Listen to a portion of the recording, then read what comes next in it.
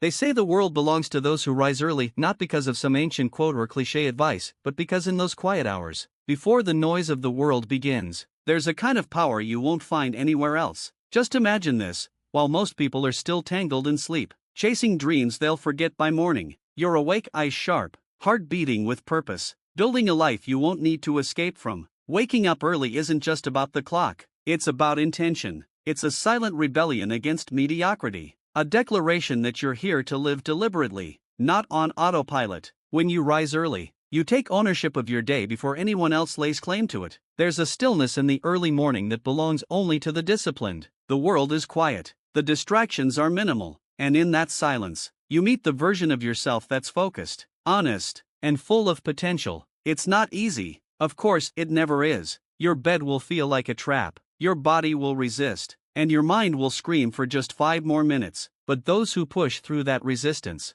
who fight that inner war and win, those are the ones who start to change. Day by day, they shape their lives by design, not by chance. Waking up early gives you the space to think clearly, to plan, to reflect, to breathe. It gives you a head start, not just on the world, but on your old self, the version of you that used to procrastinate, that used to delay dreams until someday. That someday becomes today when you start before sunrise. And what do you do with that time? You build. You read the books that open your mind. You write down the goals that will redefine your path. You exercise to strengthen your will, not just your body. You meditate to calm the chaos that waits for you later in the day. You focus on your priorities without distraction, without noise, without fear of judgment. You become intentional. Successful people don't wake up early because they're successful. They're successful because they wake up early. They've understood that success doesn't begin at 9 a.m., it starts at 5 a.m. In the quiet commitment to growth before the day begins. It's in that extra hour where you rewrite your story, where you start to become the person you dream of being.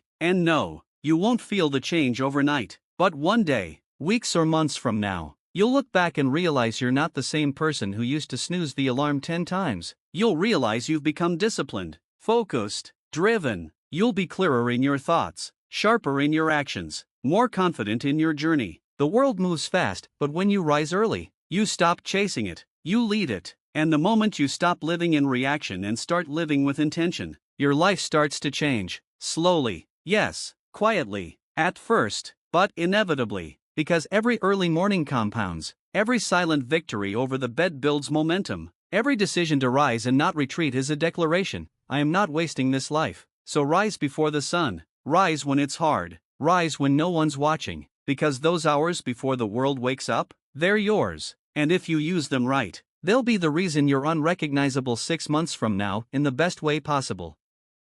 There is a silent thief stealing your future, not loudly, not obviously, but in moments so small you barely notice. Every time you pick up your phone without purpose, every scroll, every needless notification, every conversation that drains you instead of lifting you, every binge watch that devours your time without feeding your soul, a little bit of your potential slips away. You don't lose your focus in a single day. It's stolen from you, second by second, by distractions that feel harmless. And that's the trap, because distractions don't shout, they whisper. They feel comfortable, safe, even entertaining, but they cost you your edge. They numb your awareness. They fog your direction. And slowly, you find yourself wondering why your goals feel further away, why your energy is low, why your progress is stuck. The truth is brutal but simple: your future is being sacrificed on the altar of comfort and mindless consumption. But here's the power you don't realize you hold: you can take it back. You can choose, right now, to reclaim your time like your life depends on it, because it does. Cutting out distractions isn't about becoming a monk or never relaxing, it's about becoming clear. It's about choosing your attention instead of letting it be hijacked. When you eliminate distractions, you get your mind back. Your energy becomes yours again. You stop scattering your focus across 1,000 empty things and start directing it like a laser at what actually matters. You begin to live with intention. That means turning off notifications that don't serve you. It means unfollowing accounts that make you feel less instead of inspired. It means setting boundaries with people who bring drama instead of peace. It means shutting down Netflix when it starts to steal your ambition. It means understanding that every time you give in to distraction, you're pushing your dream a little further away. But every time you resist it, even once, you take a step closer. And those small decisions, those quiet moments where you choose focus over comfort,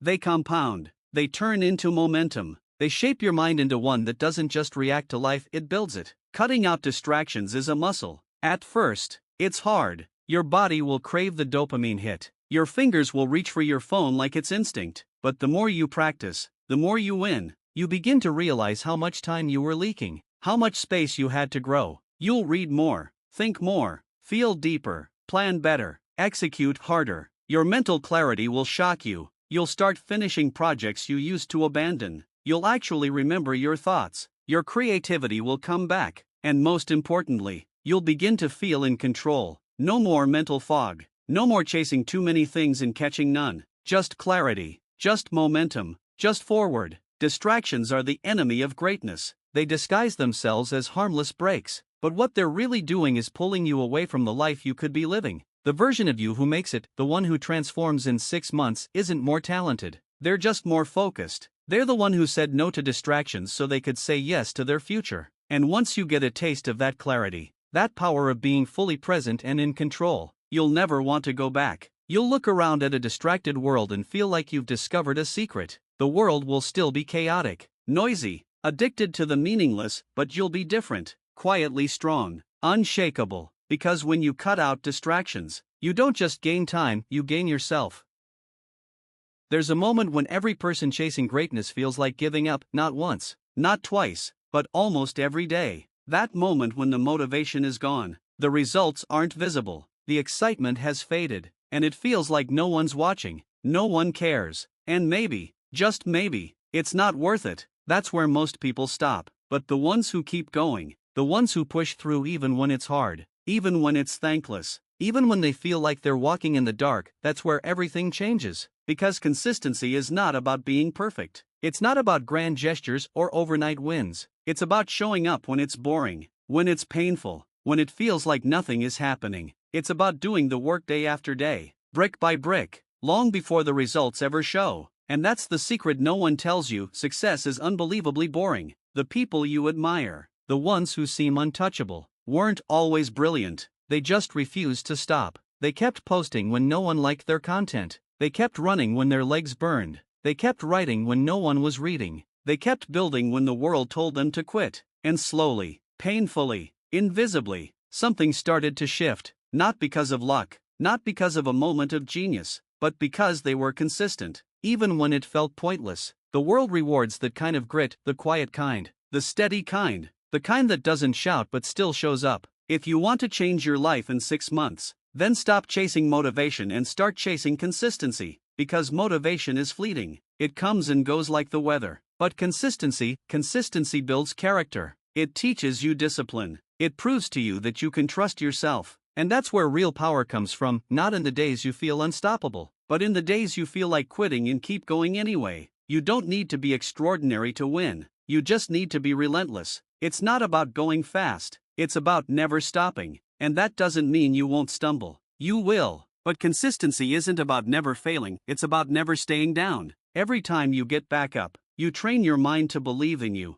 Every small action compounds. Every workout, every page read, every dollar saved, every early morning, it all adds up. And while the world is waiting for signs, waiting for clarity, waiting for the right time, you become dangerous because you're not waiting, you're working. Quietly, consistently. You'll feel tired, you'll feel overlooked, but stay with it, because the pain of discipline is far lighter than the pain of regret. 6 months from now, you won't remember how hard today felt, you'll only see how far you've come. You'll wake up and realize you've become someone different, not because of one big change, but because of hundreds of small, invisible ones stacked on top of each other like bricks. And suddenly, the wall that once stood in your way becomes the foundation you built. Be consistent even when it's hard, especially when it's hard. That's where the magic lives, not in intensity, but in repetition, not in hype, but in habit. The world doesn't need more talented people. It needs more people who are willing to keep showing up after the excitement fades. Be that person.